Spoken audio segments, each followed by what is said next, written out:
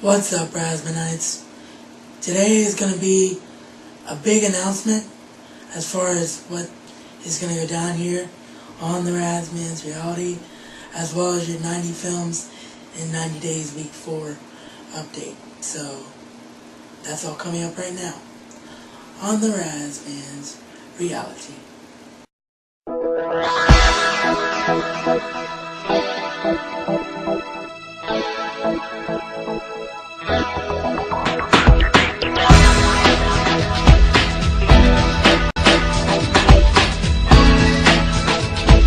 So the big news, the big change is that beginning today / tomorrow, and what I mean by that is by the time I get done editing and uploading to YouTube, I'll probably be a day behind because of the HD uploading time. But as of today, the Razzman's Reality will do its best to adhere to a schedule. I know a lot of other YouTubers have done this. This is something I've debated on for quite some time, but it is something that I feel like will be the best thing for the channel because I'll be able to cover all my interests. And those of you who subscribe to me because of certain interests that I have, you will know what days to come. So we'll basically have the same effect of all the other channels that you've seen adhere to this, and why they did it. Those are the same reasons I have to do it. So Mondays will be wrestling, but as I said, Monday's video will be Tuesday, so you'll see it bleed over into Saturday, because Saturdays and Sundays will be the anything goes days. So Mondays will be wrestling, Tuesdays will be sports, Wednesdays will be entertainment, that's DVD, Blu-ray updates, rants, whatever's on my mind in the entertainment world. Thursdays will be movie reviews. Fridays will be gaming. And as I said, Saturdays and Sundays will be whatever's on my mind. And on some weekends, I'll be honest, there won't be videos due to my having to do other things. But Monday through Friday, and hopefully for the most part during the weekends, there'll be a video every day. So 90 films in 90 days, week 4. Last Monday, The Matrix, the best modern day sci-fi thriller that there's ever been. When I say modern day, I mean with the advent of CGI. So The Matrix, if you haven't seen it, I don't know what rock you've been living under, but see this one. It's a great thing that really challenges your perception of reality. And yes, for you purists out there that know that I'm also a purist, this is unfortunately the first edition crappy version. This was bought for me along with some of the other ones you'll see in this update.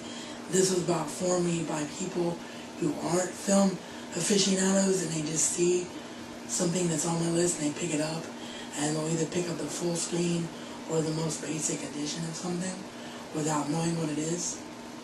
So yeah, The Matrix unfortunately falls under that category, as does its sequels, which are the next 2 days, Matrix Reloaded and The Matrix Revolutions.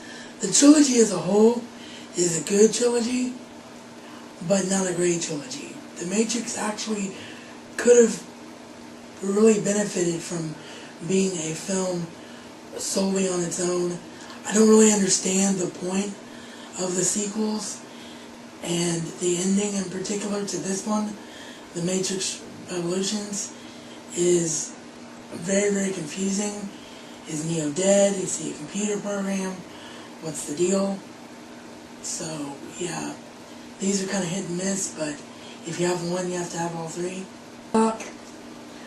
A Will Smith film about a superhero in a way.